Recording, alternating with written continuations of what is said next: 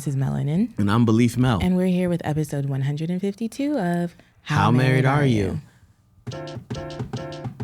Okay, my name Belief, this is Event, and we've been married 12 years. Live in California. We got 4 kids. Relationships scary. It's very necessary. We share our love of struggles. We ask how married are you? Every Tuesday and Thursday, shawty. If you're listening, you're in the wedding party.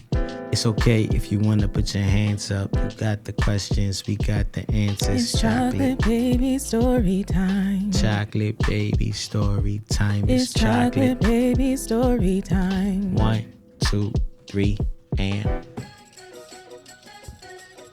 It's chocolate baby story time. Okay, so before we started this podcast, I was like, Glenn, what time did that Negro get in our bed last night? Which Negro am I talking about? I'm talking about the youngest one, the one named Uzziah Jacob Edon Henry. He, Uzi is playing games like none other. Like, I feel like he's actually more manipulative and like sneaky than I think we all give him credit for or are even aware of. Everything he does is an intentional action. And so even to the fact, like, one night he was like, Mom, are you gonna, I want you to go to bed. I was like, okay. And come to find out, I think he wants me to go to bed so that he can come get in my bed and be welcomed with open arms, because I'm more likely to welcome him in my bed if the light's already off and I'm already asleep, right? Versus if I'm wide awake and like getting ready to get into something.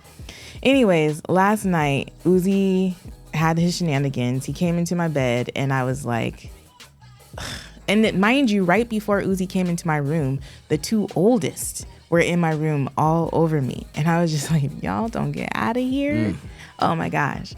But anywho, so I had just gotten rid of them. And then maybe like 5 minutes later, Uzi comes popping up in my face. And Uzi is the type of kid that don't say nothing. He just starts moving. So he climbs into the bed, climbs over me, gets in, gets all nestled in and stuff. What's happening? It was scratching the table. Oh, it was? Yeah. Gets all nestled into the sheets, into my bosom, all the things. And I'm like, Uzi, it's bedtime. He goes, I want love. Yeah. And so, how do you not give somebody love when they say that? So then I was like, okay, I'm going to set a timer for 3 minutes. And then you have to go to your bed. Did that. Timer went off. He held his end of the deal. We did a pinky promise that he was going to stay in his bed. Oh. He was going to stay in his bed. I shared, if you follow me on Instagram, this is probably old news to you, because I shared this story on Instagram last night. And I said, okay, who thinks he's going to stay in his bed? And man, the internet aunties, they are rooting for that kid. And then... They don't know him. Then this morning, Glenn's alarm goes off at 4. This is long, sorry. I'm so sorry. Glenn's alarm goes off at 4:30 a.m. He gets out of bed. My back is turned to Glenn's side of the bed. And I feel something. I turn over and it's Uzi. And it's not just Uzi, but it's wide awake Uzi. Mm-hmm. Like, he ain't tired, he ain't sleepy, he's just wide awake. And I'm like, you didn't keep your promise. We pinky promised. Anyways, he starts to nestle, because apparently he was nestled into you. Yeah.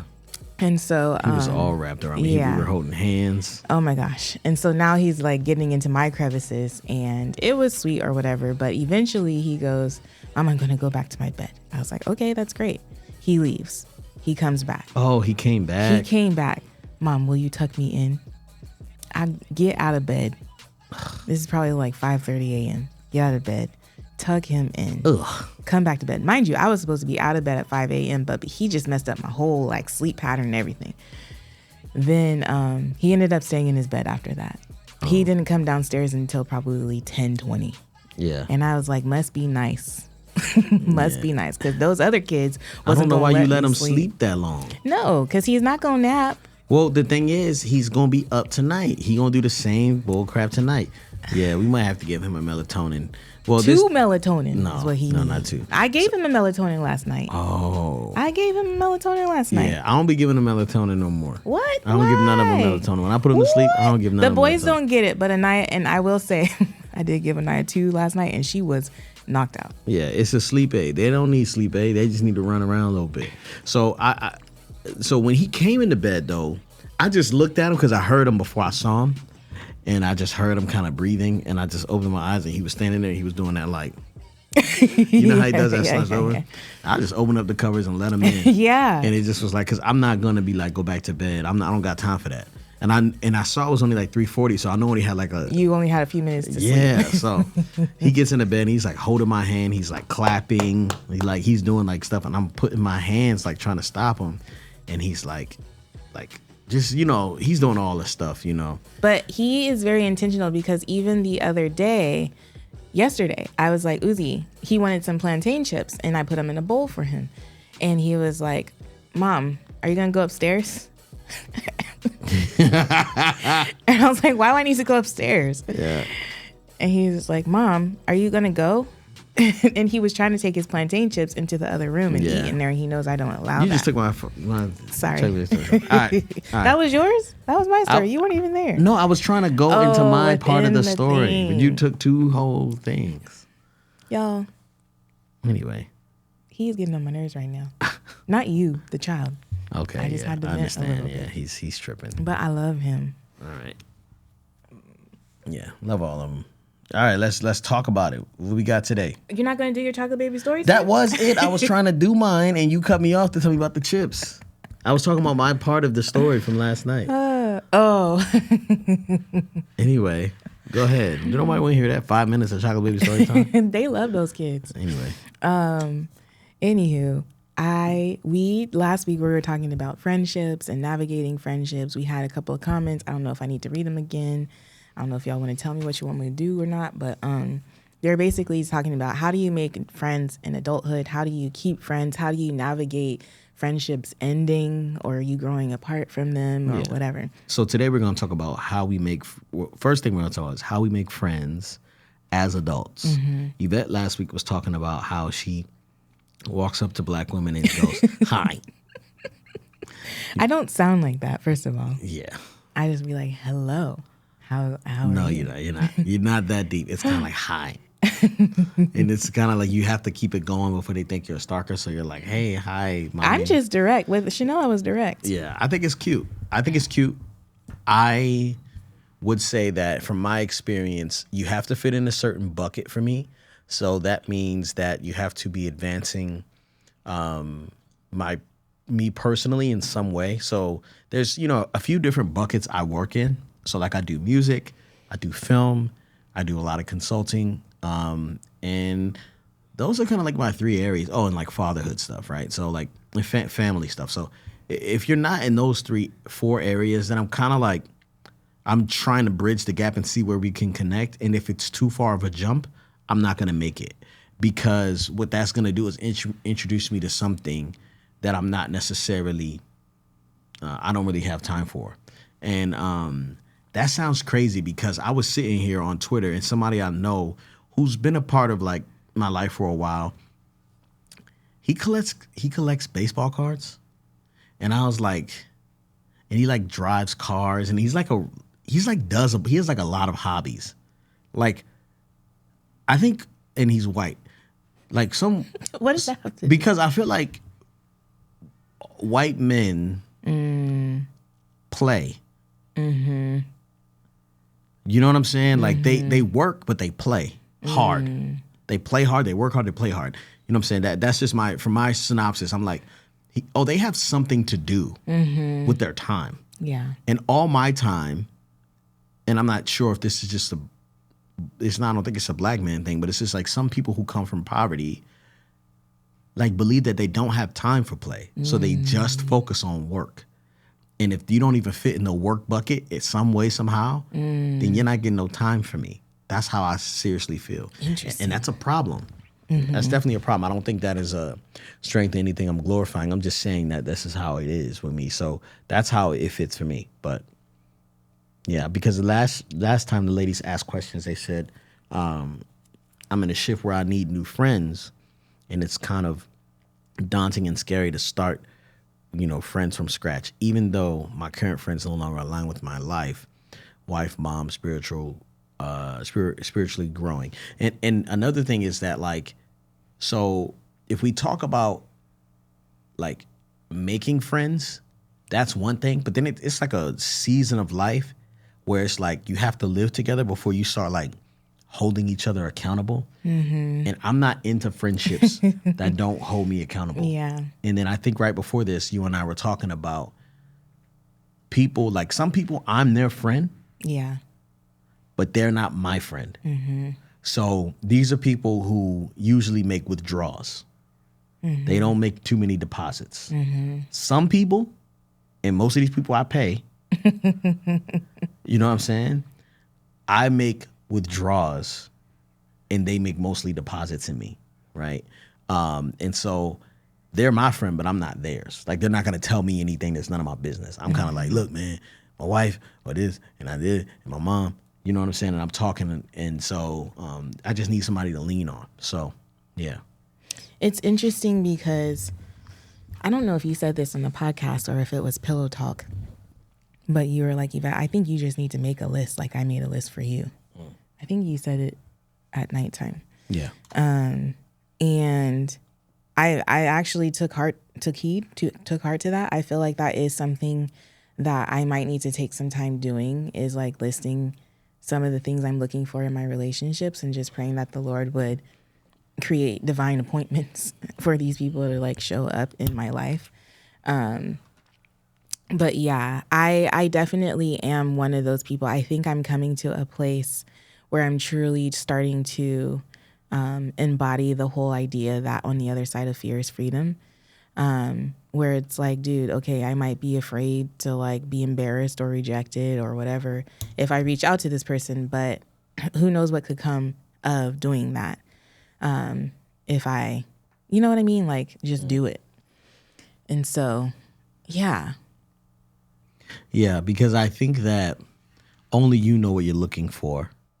And we were talking about it, and I was like, man, you're on a mission to find something I can't see. Because I remember at one point, you know, we had talked about this before during our like long extended break. We had went to Atlanta to go look for a new place to live. Because Yvette was like, yeah, black people. And I was kind of like, okay, you know. And I was like, well, who are we looking for? You know, because I'm not necessarily looking for that. And so that's really difficult. And I felt really bad because I'm kind of like, I don't want to leave you hanging, but I'm not there. You know what I mean? But I also wasn't really reliant on my local community either. You know, like not as much as I am now.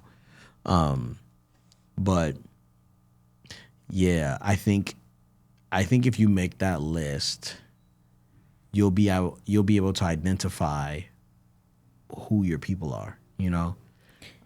Go ahead. I was going to say too, I feel like finding friends is kind of like finding a therapist. I think sometimes people feel like, oh my goodness, I've invested like 10 sessions with this therapist, I'm stuck now. And I don't believe that. I believe that if the therapist is no longer a good fit for you, then you need to move on and find a new therapist so that they can help you. And I think the same is true for friendships. Like sometimes we invest time in new people and we come to realize, wait a minute, this ain't my people.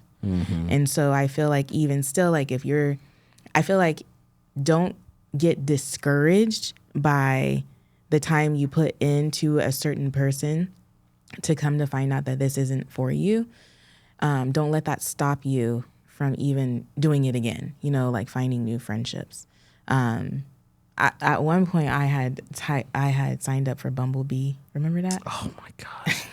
Bumble. Yeah, one of my friends told me it's not just for dating. It's like you can find friends on there. And I told Glenn, I hadn't created an account yet. I just downloaded the app and Glenn was like, no. I was like, she finna get turned out here, man. Like, you need to chill. I don't know. I would really love to know if anyone has experience with Bumble. They also have another app that I deleted off my phone. I think that's like, to me, like that is what like, where I'm kind of like, all right, your naivete is going to get you in trouble here. Remember that time that dude asked for your number, you gave it to him? Yes. We don't have to go back to that. I'm just saying, like, that's what I'm talking about. It's kind of like, you never know. These might be swingers. Just be looking for it. These might be the, Remember Mother God people? Yes. You know what I'm saying? Like, you just never know who's who out here. And you just like, you know, you're not that, your network is popping enough that you can find your people. Mm-hmm. It might be a little drive, but you can find your people. Yeah. It's not a little drive. It's a big drive. And then we went to San Diego a couple nights ago. Oh, okay. And we saw a bunch of black people down there. We did. We went to Kevin on Stage show. Mm-hmm. There was a bunch of people there. Mm-hmm. It was so cool to see y'all too, man. Those are you guys who came up But and said they're hi. all in San Diego. No, they're not. Who did you talk to that was not in San Diego? The dudes who was behind us, they were talking. I was eavesdropping. I was trying not to. Where are they from? They were like, "Do you ever come down here?" Oh, they talked to you? No. They were talking to each other. I told you I was minding their business, and I was saying, they were like, "Do you come down here?" He was like, "Nah, I don't come down here." But the whole point was that whether or not they're from Temecula, like, what do you want? How far away? Like, what's the radius that you want them to be at? Like, I want them to be no more than a 30-minute drive. Okay. If we both need to meet each other, we can meet 15. And how many people are you looking for? I don't know. I'm not looking for a bunch of people. I'm just looking. How many? What do you mean? I'd like at least 2 solid people. 2 solid people. That's awesome. Yeah, you don't need to move out of state for that. Anywho, there's another app called Peanut. It's for moms. I downloaded that one. I did create an account on that one, but then I deleted it because, again, it wasn't the type of people I was looking for. There needs to be an app for black moms. Maybe you should create it. I should. Somebody out there. I just gave you an idea. I don't even need commission. Just create it and then send it to me. Okay? But we did get an email that I felt like was appropriate within the topic of friendships. Definitely want this one to be anonymous. Are you tired? I am tired. So last week I spent the week taking care of sick children, and yesterday I started feeling the congestion in my throat and stuff. So I'm drinking some tea, which I made my own medicine ball from Starbucks from home. Yeah. Which I'm pretty proud of. It tastes really good. Anywho, this email is from no one that needs to be named, and I need to make this bigger, even though I have my glasses on. She said, I don't know if this is an area that you have experience in, but I would love to hear your insight. I'm somewhat of a sibling friend to a married couple. The couple is experiencing some really hard times right now and are close to calling it quits. I feel horrible because I so love them both, but I feel stuck in the middle. Although I've offered nothing but prayers, I feel each in their own way wants me to pick a side. I tried to go about time with them as usual, but always yields me to the same place of hearing what's happening. So although it's years invested, I decided to distance myself as best I can. Now I feel like I'm going through my own sort of divorce. I know it doesn't equal what they're going through, but I don't want to invalidate my feelings. I have done life with them because they are trying like spiritual siblings. I think she means they're kind of like spiritual siblings to me. Mm-hmm. Have you ever experienced something like this? If not, how do you think you would handle it if they were one of your friends?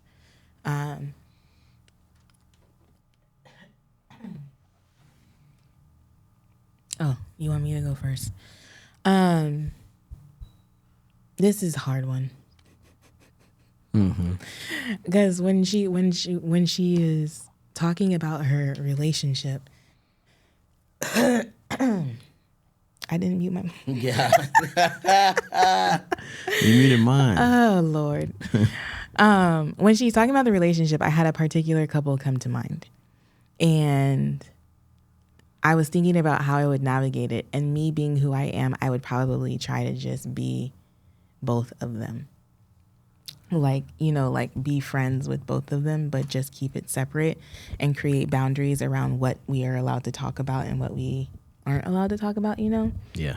I think that's how I would pursue it. I would just let him know flat out, like, hey, I want this relationship. I love you. We have been doing life together for years.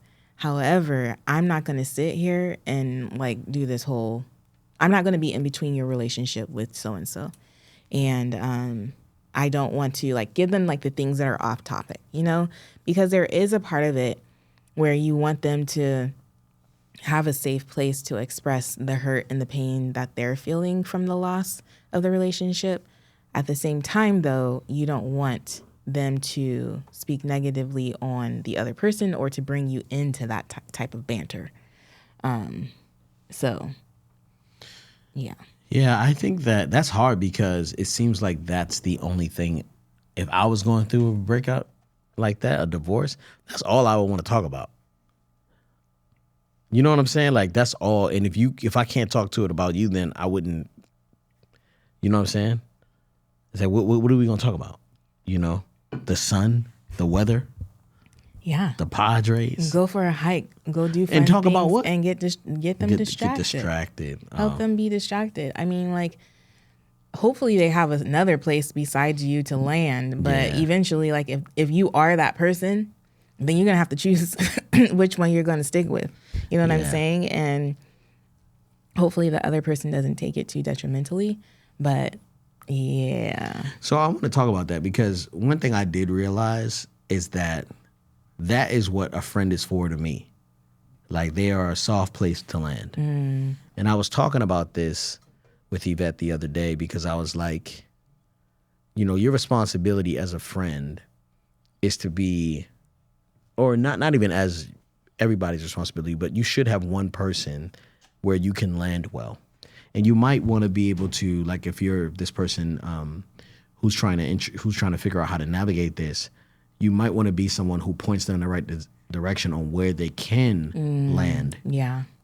One thing I was talking to Yvette about, and I was just saying, okay, because I love to have confrontational conversations when it's necessary, but I don't like having them on deaf ears or people who can't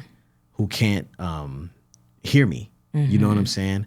And sometimes, you know, like this one individual was trying to explain to me how they wanted to have a conversation with me and they were ready finally after years of, you know, me just kind of like being like, I'm not dealing with you. You know what I'm saying? But they didn't have anywhere to land, right? They don't have any accountability. They don't have any friendships that tell them the truth. You know what I'm saying? And I was just like, if I tell you this information, it's going to make it harder on me because you're going to try to land here. You know what I'm saying? And I'm an explosive device for you to land on, you know? So I just looked at him and was like, I understand that you think you're ready, but you're not ready until you can honestly have someone to have this information with, talk to someone with. Even if I do have rough conversation with people, I'll be like, yeah, can you bring your wife? You know, can you and your wife come by? I just want to make sure I'm not being taken out of context. And if you do get emotional about what I'm saying, she's able to say, that's not what he said. You know what I'm saying? And if both y'all are crazy, at least y'all could be crazy together. If you know what I'm saying? If that's how it goes. But that's important to me. Yeah. And I think that as friends, there's so many different uses for like people, not to say that you should be trying to use everybody or someone always has a function. But for me, and I'm just so ridiculously logical in this way about people, and it's not a good thing. It's not a bad thing either. You know what I'm saying? But like, if I can't be honest with you, then I can't consider you a friend. You know? Yeah. That's a really good barometer. Yeah. I love having the friends I have currently. I can be very honest. And they keep coming back. Yeah. I mean, because they're honest with me too, you know? And it's like, yeah, man, you need to knock that off. That's corny. You know, you need to stop being scared. You know what I mean? Like, I know you're stronger than that. Knock it off. You know, when you go and knock it off, who you think you are? Like, these are the type of conversations we have with each other. And it's not always like that. It's a lot of jokes and fun, but it's productive. And I think that I need less productivity in my friendships. You know? More fun. I need more fun. Yeah. One person that's always fun is Christian. Man, that dude, he can't not be fun, entertaining, sweet. Like, he's just, an experience. Mm-hmm. You know, so shout out to Christian, man. Yeah. Yeah, guys, I think we're all in the same boat as far as relationships or adult friendships are concerned. If you look at the comment section from our last podcast episode where we were kind of talking about this, I feel like there are a lot of people that related to the struggle. And there were also some people that are kind of like, I just don't have time for friends right now. Yeah. Which I don't believe that we are meant to do life without friends. And I think we are meant to do life with friends beyond our significant others. 100%. I feel like one time when we were in couples therapy, there was one session that Glenn couldn't make it to, and so we were just talking, and my therapist, I think I might have shared this on one of the podcasts, but she was like, it's like you're missing certain things from those outside relationships because some of my relationships have been on the rocks, and she's like, you're looking for Glenn to fulfill all those things now. Yeah. And she's like, that's not necessarily realistic or practical or even fair. And so I do believe that we are responsible for finding relationships that fulfill us in other ways than what our spouse can. So yeah, man. Yeah. I got a friend in town now who, we're working on music stuff, and he is describing me and all the things that I write about normally. And he was like, yeah, these are all the things that you are and have been, but we don't see a lot of where you're going, Ooh. And like where you are on the other side. You know what I'm saying? He's like, here's some things about you I never hear you talk about. You know what I'm saying? And it was like interesting to see his perspective. And it's like, it's dope because I do feel known. You know what I mean? Mm-hmm. I do feel like accountability is I can't escape that. Mm-hmm. I feel good about that. And that's not always the case, with a lot of friendships and a lot of people in life. And so, man, I feel very blessed, I like what you said. I actually thought about this right before we started recording about how everyone just has a desire to be known. Mm-hmm. They want to be known, and they want to be known without filter. Or having to explain themselves. Yeah. And so I think that's what a lot of us are longing for, whether we want to admit it or not. I feel like there were a couple of people in the comment section in the last episode that were kind of like, too prideful to admit it. But I think that we all just have this really deep desire to be known. And the beautiful thing about that is, like, if you're a believer, you have that relationship with the Lord. Mm-hmm. But I do believe that we all desire to have that with someone that we walk side to side with here on Earth side. But yeah, I love that. All right, babe, how married are you?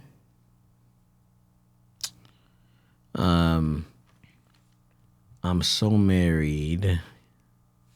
Does it count? I don't know if it counts. If you're about to say what you're saying, I don't know if it does, but I'll take it. I'm scared to say it now. Go ahead and say it, baby. I'm so married that I followed you to get that premiere seating at that comedy show. What? Yvette finessed herself into VIP seats. I did not. I don't think those were VIP. Yeah, they were. Listen, y'all. First of all, that whole experience was something. Like, I've never been to a comedy club. She didn't know the rules. She just be doing whatever she want to do. And I'd be like, you can't do that. There's just rules. And Glenn tried to make it seem like because he tried to make it seem like I was doing it because I'm somebody. And I don't even feel like I'm somebody. I feel like no matter how many followers I have on Instagram or what platform I have, I would have done the same exact thing. I am who I am through and through, no matter what. You can no, listen to me.